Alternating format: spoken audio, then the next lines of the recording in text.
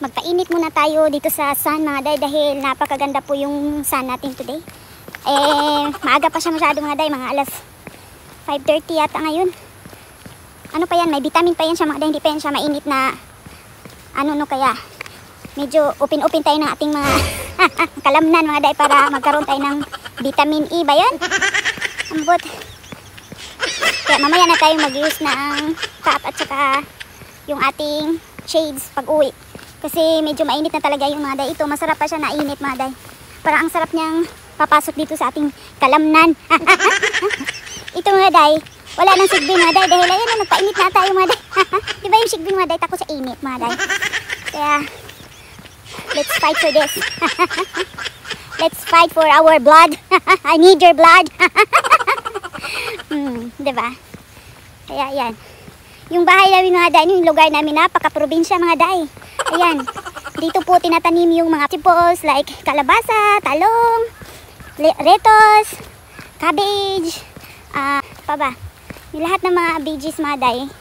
Dito tinayo yung mga kasi mapatag kasi dito mga day oh. Hindi pa dito, mas maluwang pa talaga doon sa unahan pa mga day. Ang dami. Minsan nga pag andun ako, tatawid tayo doon na naka-car, tapos i-open window mo siya minsan, masakit po sa ilong mga day dahil sa fertilizer, pero syempre normal lang naman yun, no? Kaya tiisin na lang natin minsan. Kasi party talaga ng pagiging farmer yung minsan mabaho yung fertilizer, mga ganun. Tatawid tayo dito mga day, kaya let's pindot this one para makatawid tayo.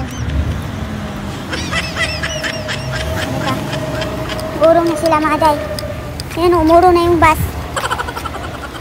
Thank you. Ayan. Aga pa. 20 minutes pa lang mga day. Punta tayo doon sa Changi. Sarap ng ng sun mga day. Thank you Lord. It's big help for my health day. Itong na to, sun. Very big help. Ang linis ng nila mga day oh. Yung kanal nila mga day no. Ang linis yan sa mga day. Tingnan mo yung mga day. Ayan. Sobrang linis mga day oh. Wala lang isda mga day.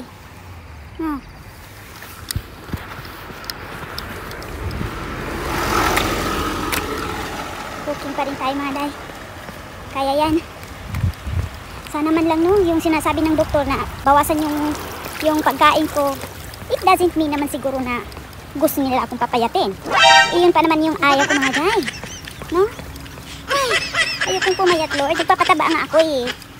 Ang tigas ng ulo Wala na. God is good pa rin tayo mga day. God give me this sunrise. Oh, thank you Jesus. Binigyan na tayo ng masarap na sunrise para sa ating good health. Tapos pag uwi kakain ng lalaman naman. Kakain ng marami. No. Nagising yung mga